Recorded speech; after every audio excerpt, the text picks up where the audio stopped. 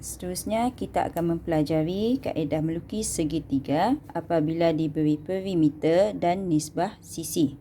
Okey, perimeter maksudnya apa yang akan diberi adalah ukuran keseluruhan ataupun jumlah ukuran sisi bagi segitiga. Itu maksudnya perimeter.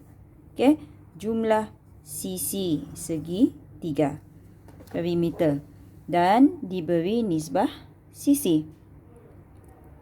Okay, kalau awak lihat di sini, langkah pertama adalah untuk melukis peran perimeter ataupun selalunya dalam soalan mungkin perimeter sudah diberikan kepada anda dan perimeter ini dibahagikan mengikut nisbah sisi yang diberikan. Contohnya kalau dalam buku diberi nisbah sisinya adalah 3, nisbah 4, nisbah 5.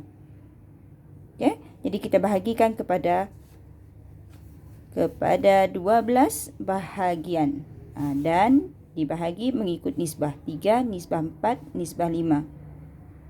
Okey? Okey, jom kita lihat bagaimanakah kaedah untuk melukis segitiga apabila diberi perimeter. Okey, contohnya perimeter segitiga adalah, katakan saya berikan ianya 130 mm. Okey. Nisbah sisi ikut sebagaimana yang dinyatakan dalam buku teks, 3, nisbah 4, nisbah 5. Okay, 3, nisbah 4, nisbah 5. Jadi, langkah yang pertama, tak kisahlah kalau nak lukis perimeter tu dalam keadaan condong ataupun dalam keadaan mengufuk. Okay, contohnya saya nak lukis dalam keadaan mengufuk.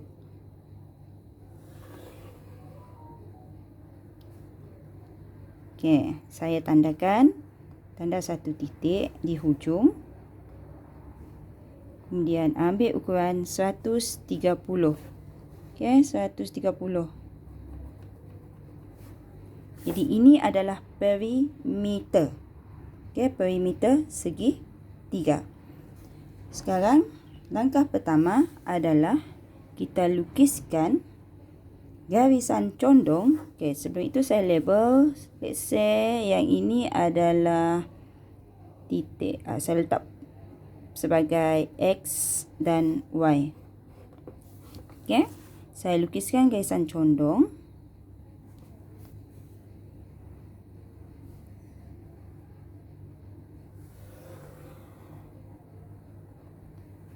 Okey, memandangkan kita nak bahagi pada 12 bahagian, jadi kita gunakan jangka lukis ikut bukaan saiz yang sesuai. Okey. Kita tanda garisan condong tadi mula daripada titik X. Maka kita perlu membuat pembahagian mula daripada titik X. Okey, ikut saiz yang sesuai dan lukiskan lengkok 1, 2 sehingga 12 bahagian.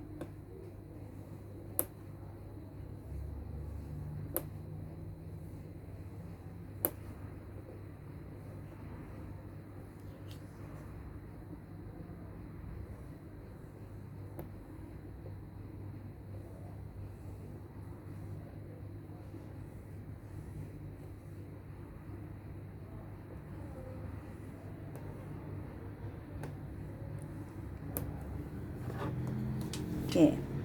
1, 2, 3, 4, 5, 6, 7, 8, 9, 10, 11, 12. Kenapa 12 bahagian? Lihat pada nisbah. 3 tambah 4 tambah 5. Okey, 3 tambah 4 tambah 5. So, awak dapat 12. Jadi, bahagi pada 12 bahagian. Okey. Yang ini yang penting. Sebab ada di antara anda yang telah menghantar latihan, saya nampak ada kesilapan. Okey. Ini yang penting. Okey, lihat.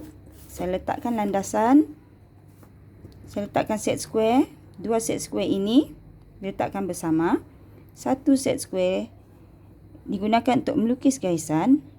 lihat bahagian yang ke-12, yang hujung sekali, yang last sekali ini, sambung kepada titik yang hujung sekali untuk garisan tersebut. Sebab kita nak bahagi garisan ini. Jadi, kena buat hujung ke hujung. Jadi, 12 sambung dengan titik Y. Okey. Perhatikan.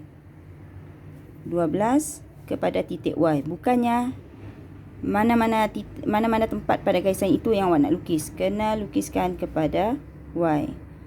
Kemudian selarikan. Kita hitung dari belakang. 5. Kalau 5, 1, 2. Ikut kiraan. Gerakkan set square. 1, 2, 3, 4, 5. Okey, 5. Kemudian 4 bahagian. 1, 2, 3, 4. Okey, 4 bahagian. Yang selebihnya double check. 1, 2, 3. Cun, tepat. Jadi, ini 3 bahagian.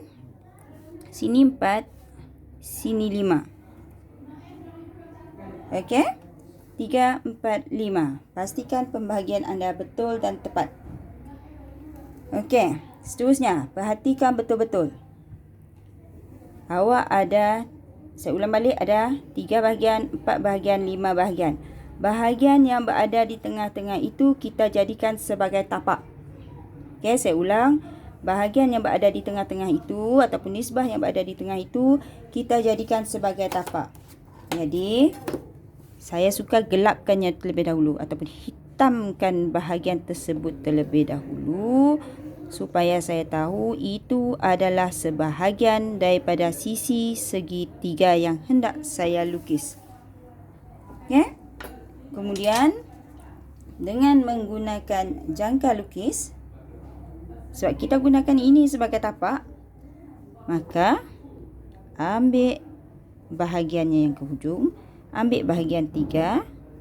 Okey, ambil bahagian 3 dan lukis lengkok. Okey. Kemudian ambil lagi bahagian 5. 3 di sebelah kiri. So 5 di sebelah kanan. Ambil titik dari sebelah kanan. Okey. Ambil dari sebelah kanan. Okey. Ambil yang ini. Jangan ambil di sini. Ambil yang berada di sebelah. Kemudian lukiskan lengkok. Right? Jadi awak akan dapat puncak segitiga. Maka gelapkan jawapan anda. Okey, gelapkan jawapan anda.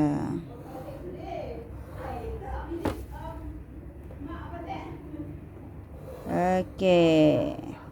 Maka dapatlah segitiga.